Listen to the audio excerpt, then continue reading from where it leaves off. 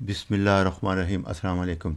آج کی ویڈیو بہت اہم ہے. میرا خیال تھا کہ میں ایک سال میں اپنا میسیج کلیئر کر چکا ہوں، لیکن کل میرے ایک ڈاکٹر دوست سے جب ڈسکشن ہوئی تو اس نے مجھے ہوا کہ ان کو فرق ہی نہیں پتہ لگ رہا کہ کیٹو ڈائٹ اور ماڈرن ایلوپیتھی کنٹرول میں فرق کیا ہے. وہ میں آپ کو آج سمجھانا چاہتا ہوں. میں جب ڈاکٹر صاحب کو ابھی میں نے سمجھایا تو عام بندے کا کیا حال ہوگا، تو اس کو تھوڑا میں دوبارہ ایلیبوریٹ کروں گا. آپ ذرا سلی سے غور سے یہ ویڈیوز بار بار سنیں. جتنی میڈیسن ہیں، یہ سامنے لسٹ آ رہی ہے، انسولین، جتنی دوائیاں ہیں، ان سب کا ایم شوگر کنٹرول کرنا ہے.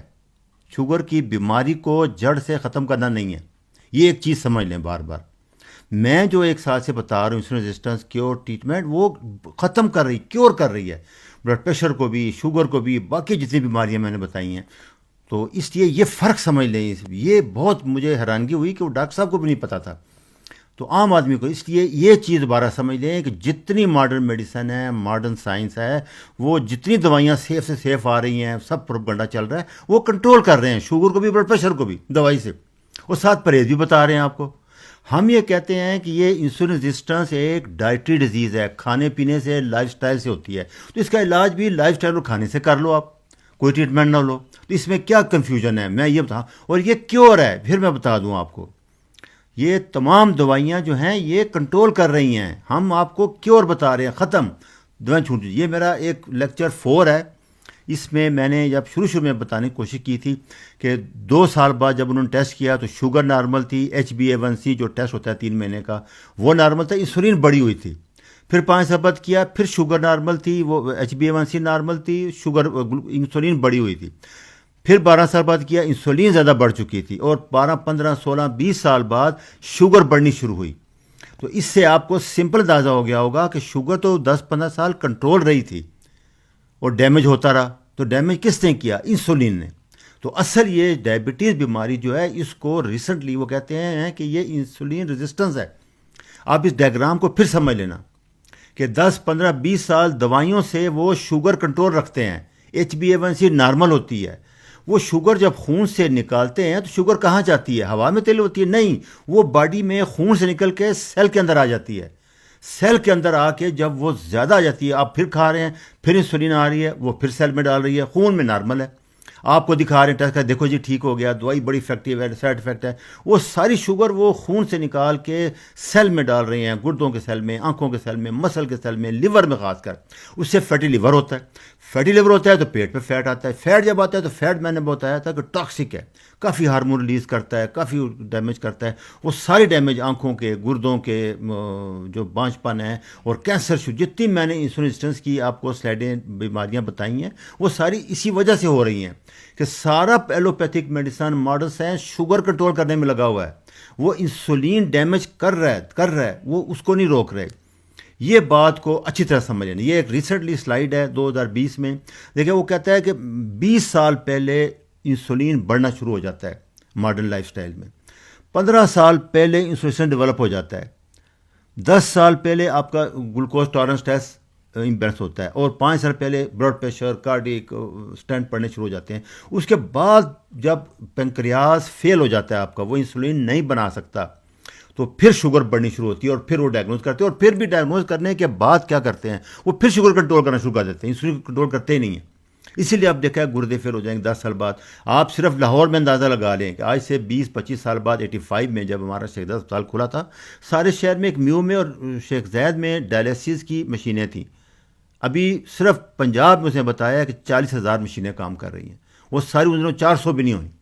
اس کا مطلب ہے کہ ماڈرن میڈیسن لیتے ہوئے بھی آپ گردے فیل نہیں روک سکے، آپ بلڈ پریشر کو نہیں روک سکے، ہارٹ اٹیک بڑھ گیا ہے، اور کینسر، پاؤں کاٹنا، سب کچھ بڑھتا جا رہا ہے.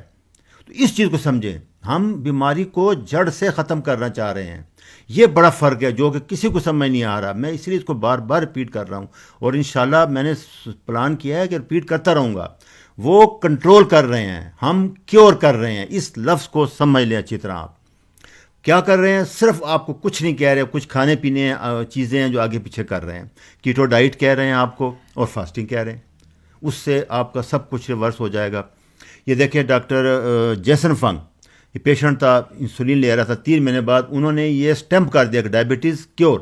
یہ دوسرا پیشنٹ ہے، اس کے بارے میں بھی ہے. تیسرا 2013 میں انہوں نے پہلی اسٹڈی جو پیش کی تھی. کیور ہے. کیور کو کیسے لیبل کرتے ہیں؟ بہت آسان ہے. میرے کئی پیشنٹ ہیں جو اس چیز پہ کمنٹ کر کے وہ اپنا دیں، ریکارڈ دیں تاکہ لوگوں کو پتہ لگے. جن کا HbA1c 6 سے نیچے آ چکا ہے، بلڈ شوگر نارمل 120 سے نیچے ہے، اور انسولین ریزسٹنس جو کہ لیکچر 4 میں نے بتایا تھا کہ fasting insulin multiply by fasting sugar divided by 405، یہ 1 یا 1.5، اور وداؤٹ میڈیسن یہ کیور ہو گیا، یہ ریورس ہو گیا. یہ کتنے لوگ ہیں جنہوں نے کر لیا، یہ کوئی نیا نہیں ہے. اس کو آپ یہ 3 چیزیں آپ نے کرنی ہیں، 3 ٹیسٹ کرانے ہیں. انسولین کیور ہو گئی آپ کی. عام بندے میں اور آپ میں کوئی فرق نہیں رہا. یا 20 سال پہلے جب آپ نے یہ ٹیسٹ کیے تھے جیسے تھے ویسے ہو گئے، آپ ریورس ہوگی، کیور ہوگی.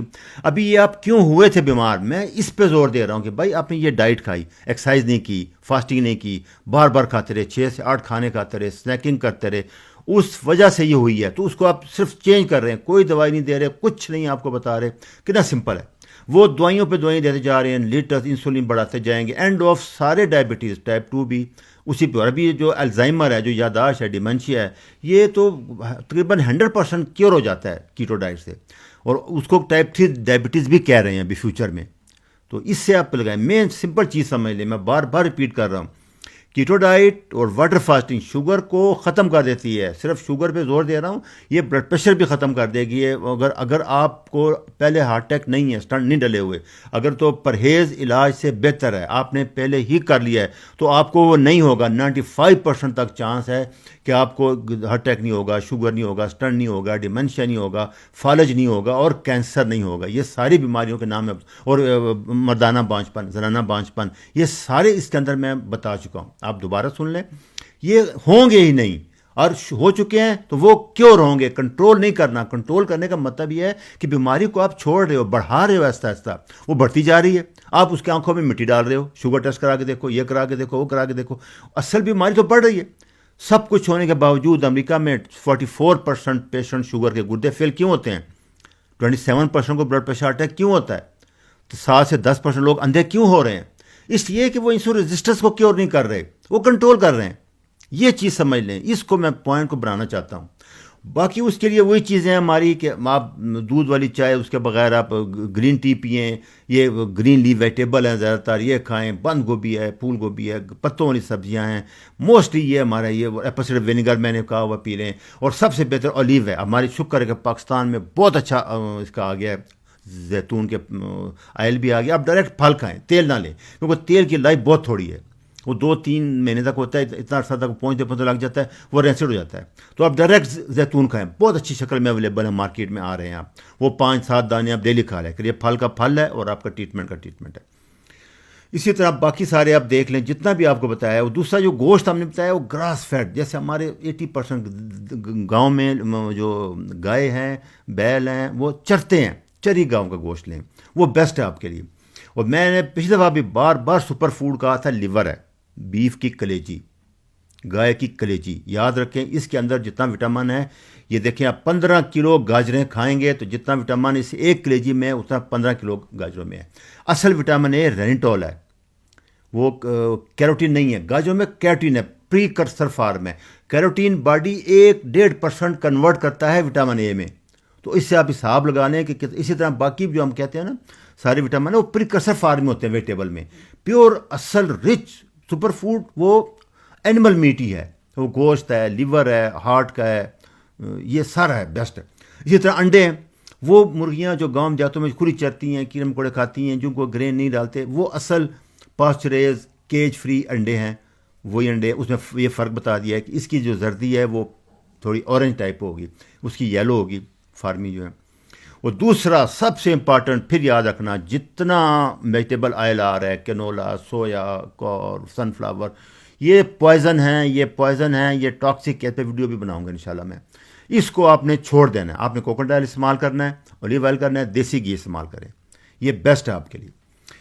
پھر آخر میں سم اپ کر رہا ہوں کہ کاربوہائیڈریٹ، فاسٹ فوڈ بار بار کھانا، زیادہ کھانا، اس کا رزلٹ پھر یہ ہے. آپ دیکھو اوور ویٹ ہے سارے، ایکسرسائز کے لیے تو ہونا مشکل ہو جاتا ہے. پھر دوسرا ہمارا کیا ہے کہ فاسٹنگ، اور تیسرا ہے کہ واک کریں، ایکسرسائز کریں. پھر میں اس کو سم اپ کر دیتا ہوں. لو کاربوہائیڈریٹ ڈائٹ، کیٹو ڈائٹ وہی تھا 5، 20 اور 70. انٹرمیڈیٹ فاسٹنگ 16 سے 18 گھنٹے. ایکسرسائز اور decrease stress, long walk stress کے لیے. اور دوسرا ویٹ انٹرمیٹنٹ، وہ پورے لیکچر 8 سن لیں، آپ جا کے لیکچر 3 سن لیں، لیکچر 4 انٹرسٹنگلی سن لیں، یہ سارے سن لیں. پھر میں آخر میں دوبارہ آپ کو کہہ رہا ہوں کہ میں مین چیز زور دیتا ہوں، کیونکہ ڈاکٹر صاحب نے مجھے بتایا اتنی کنفیوژن، ہم کنٹرول نہیں کر رہے کیٹو سے، ہم کیور کر رہے ہیں آپ کو. تمام بیماری جتنی میں نے بیماریاں بتائیں انسولین ریزسٹنس کی، آپ دوبارہ ریویو کر لیں جا کے. تو اس چیز کو سمجھیں، ماڈرن سائنس جتنا وہ صرف کنٹرول کر رہا ہے، اس جو انسولین سائڈ افیکٹ ہے اپنی جگہ چل رہا ہے. اگر یہ آپ کو چھوٹا سا پوائنٹ سمجھ آ جائے گا تو انشاءاللہ آپ کو دنیا بدل جائے گی آپ کی. اس پہ غور کریں دوبارہ، اور انشاءاللہ میں اس کو رپیٹ کرتا رہوں. اچھا جی، خدا حافظ.